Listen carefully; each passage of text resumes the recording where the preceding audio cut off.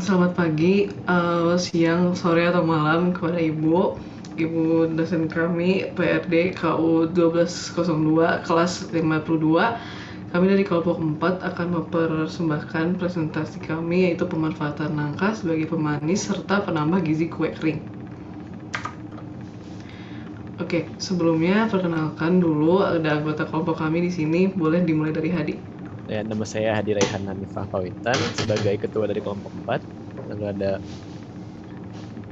Aska, Ya, Aska Fatia.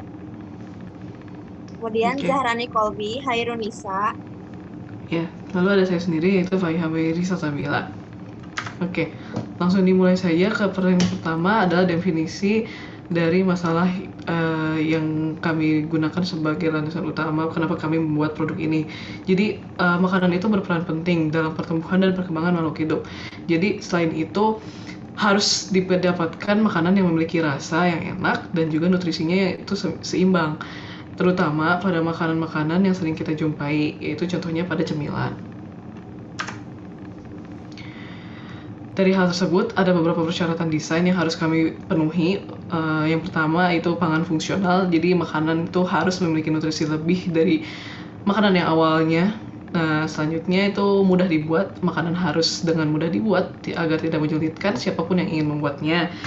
Dan ketiga, bahan ternya itu harus terbaik, menggunakan bahan-bahan yang paling baik dan akan menghasilkan produk yang paling baik juga. Yang keempat ada kelengkapan gizi, dan jadi intinya makanan ini tuh bisa dibilang sebagai superfood karena gizinya yang cukup kompleks. Kemudian ada desain konseptualnya. Next. Yang pertama yaitu camilan bergizi.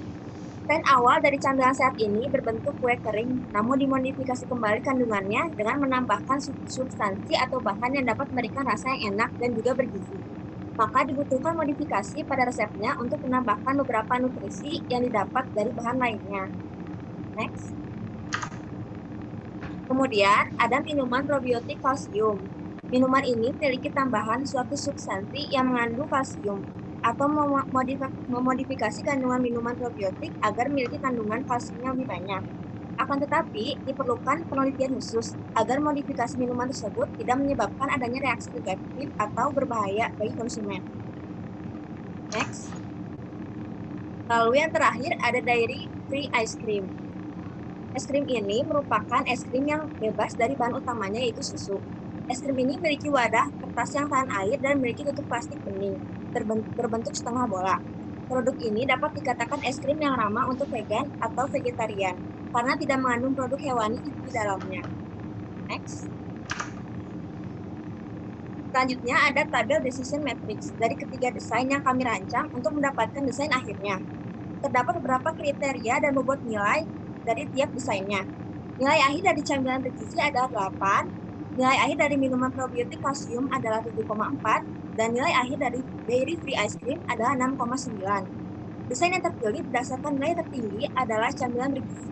Camilan ini memenuhi kriteria mudah dibawa dengan nilai 9, kelengkapan gizi dengan nilai 7, aman dikonsumsi dengan nilai 8, mudah diakses atau mudah diperoleh oleh seluruh lapisan masyarakat dengan nilai 9, serta terjangkau dari segi harga pembuatan maupun harga jual senilai 8. Tabel decision matrix ini kemudian akan digunakan sebagai pernyataan pendukung atau alasan mengapa kami memutuskan untuk membuat camilan sehat dalam bentuk kue kering. Next. Selanjutnya ada desain terperinci.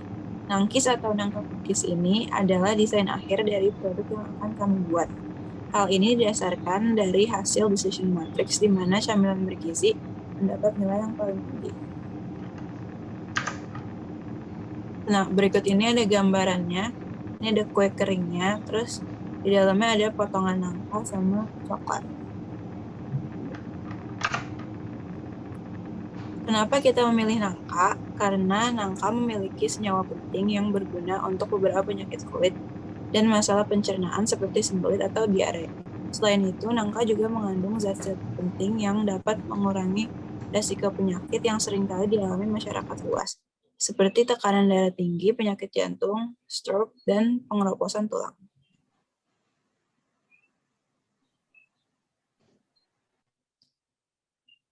Selanjutnya ada produksi nangkis.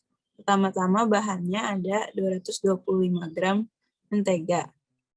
Terus ada 140 gram gula merah, 115 gram gula jarak, 2 butir telur, 210 gram tepung terigu, 1 sendok teh soda kue, 1 sendok teh kayu manis, 1/4 sendok teh pala, setengah sendok teh garam, 200 gram buah nangka parut, 190 gram coklat atau kismis, dan 180 gram oat.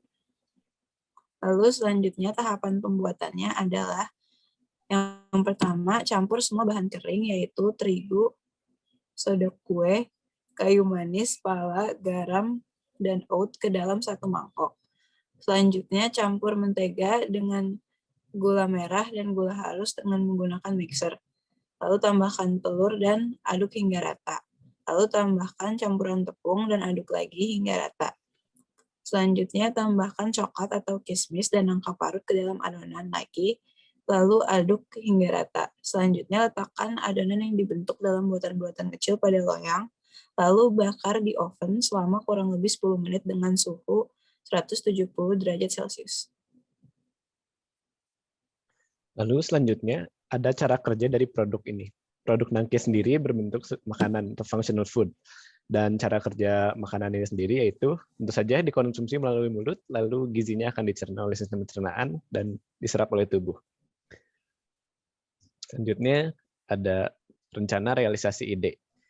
Pertama, dari rencana ini akan dilakukan pemilihan material. Ada beberapa pertimbangan dari pemilihan material ini, yaitu dari bahan yang digunakan, gizi yang dikandung, rasa yang didapat dari bahan, serta kemudahan didapat di daerah tersebut. Terus ada pembuatan rencana. Pertama, kita akan menentukan jenis kue keringnya. Ada pembuatan prototipe produk, lalu kita menilai apakah produk tersebut layak untuk lanjut menjadi produk, prototipe tersebut layak menjadi produk atau tidak.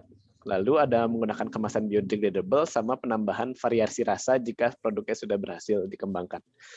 Dan ada rencana evaluasi performa. Parameter yang digunakan ini adalah tekstur, rasa, dan kemudahan dalam membuatnya. Setelah itu ada analisis perhitungan. Dalam satu kemasan nangkis diperkirakan berisi 5 buah kue kering. Harga dari satu kemasan diperkirakan 10.148 atau harga itu hanya harga belinya. Selanjutnya ada pelajaran yang didapat. Pertama, setelah ada anggota kelompok kami yang membuat, nangka memiliki aroma yang sangat kuat sehingga jumlah yang digunakan mungkin harus disesuaikan lagi, dan lemari pendingin yang digunakan untuk menyimpan nangka dan nangkis menjadi bau menyengat dan mengontaminasi makanan lain di lemari pendingin. Selain itu, untuk membuat kue kering jenis variasi lainnya, kami harus mempertimbangkan bahwa nangka yang digunakan di sini sedikit keras dan bukan nangka yang lembek. Dan ini referensi yang kami gunakan dalam menyusun laporan serta PowerPoint yang kami gunakan. Sekian dari presentasi kami. Terima kasih sudah mendengarkan. Kepada Ibu sudah membimbing kami pula. Terima kasih. Sekian dari kami.